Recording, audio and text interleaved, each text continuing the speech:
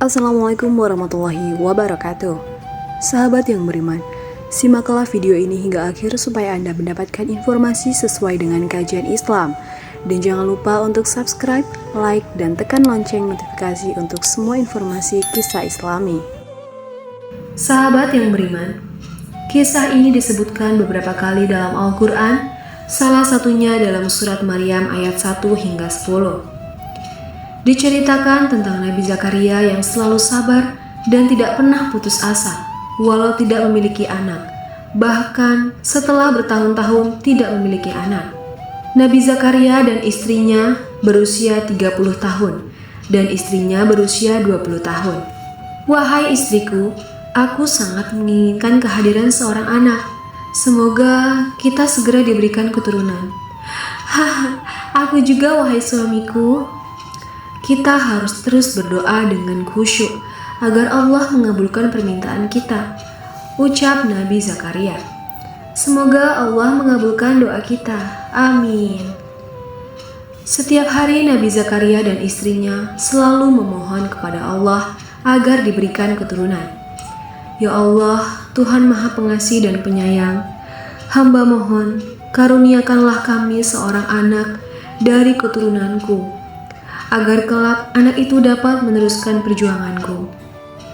Namun setelah sekian tahun menunggu, istri Nabi Zakaria belum memberikan tanda-tanda kehamilan. Dan ternyata istri Nabi Zakaria adalah seorang mandul yang tidak bisa memiliki anak. Aku tidak bisa memiliki seorang anak wahai suamiku.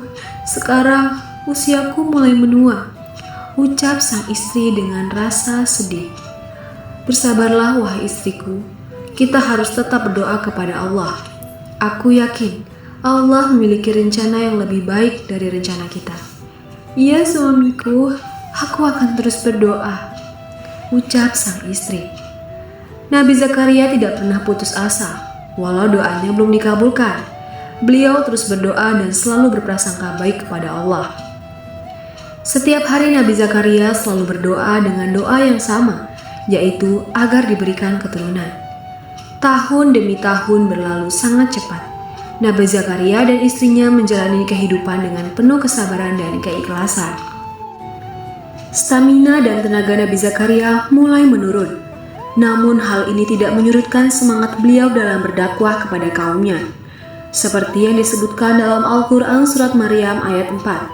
Ia berkata, "Ya Tuhanku, sesungguhnya tulangku telah lemah dan kepalaku telah dipenuhi uban, dan aku belum pernah kecewa dalam berdoa kepada Engkau ya Tuhanku." Nabi Zakaria menguasai banyak bidang keilmuan, maka dari itu beliau sangat menginginkan seorang anak untuk mewarisi keilmuan yang dimilikinya. Seperti yang disebutkan dalam Al-Quran surat Maryam ayat 5 hingga 6. Dan sesungguhnya aku khawatir terhadap mawaliku, sepeninggalku, sedang istriku adalah seorang yang mandul. Maka anugerahilah aku dari sisi Engkau seorang putra yang akan mewarisi aku. Nabi Zakaria adalah paman dari Maryam, istri Nabi Zakaria, dan ibunda Maryam adalah kakak beradik. Ibunda Maryam bernama Hannah, sedangkan ayahnya bernama Imron.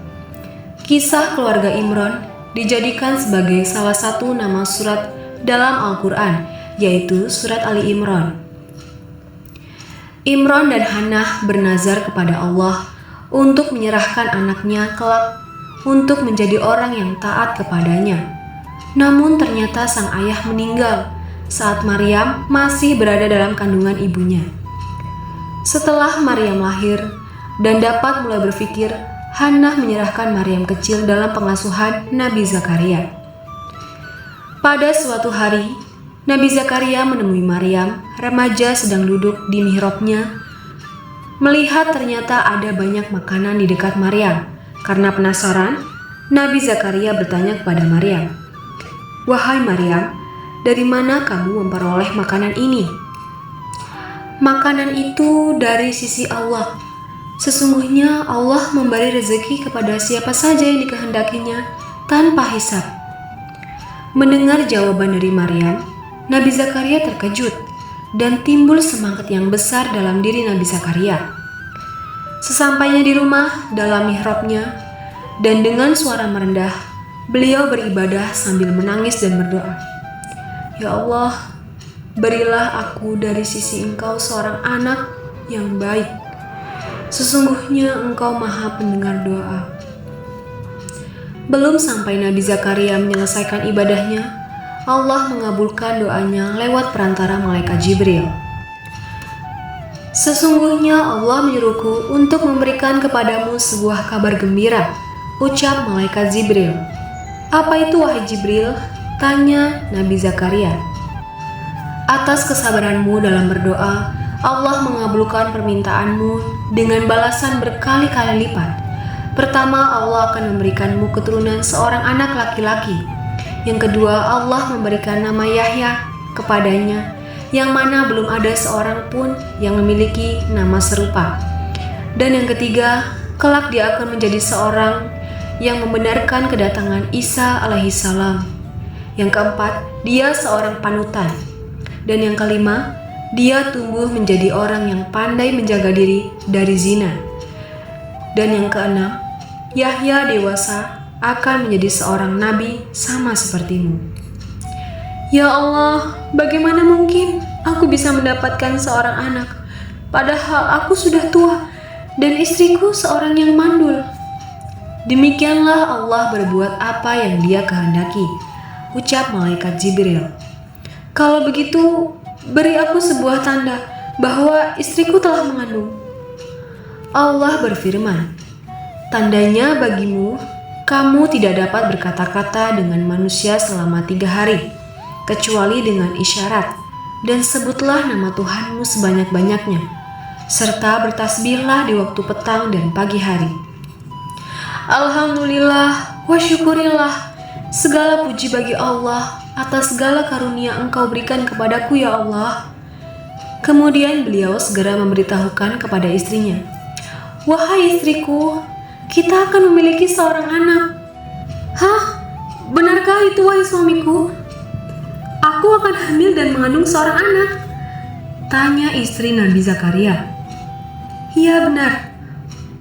Allah mengabulkan doa kita semua berpuluh-puluh tahun dan memberikan kita seorang anak laki-laki bernama Yahya. Alhamdulillah, terima kasih ya Allah, ucap syukur istri Nabi Zakaria. Seperti yang disebutkan dalam Al-Quran Surat Al-Anbiya ayat 90, maka kami memperkenankan doanya dan menganugerahkan kepadanya Yahya, dan kami jadikan istrinya dapat mengandung. Sesungguhnya mereka adalah orang-orang yang selalu bersegera dalam mengerjakan perbuatan-perbuatan baik, dan mereka berdoa kepada kami dengan harap dan cemas, dan mereka adalah orang-orang yang khusyuk kepada kami.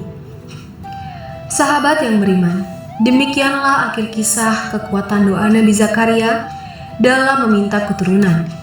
Hikmah yang dapat kita ambil dari kisah ini, yang pertama, dalam berdoa janganlah kita berputus asa.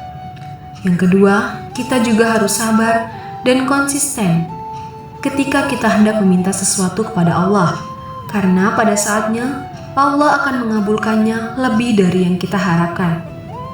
Ketiga, kisah Nabi Zakaria ini membuktikan kepada kita bahwa kekuasaan Allah tidak terbatas seperti kisah istri Nabi Zakaria yang mengandung seorang anak di usianya yang sudah tua.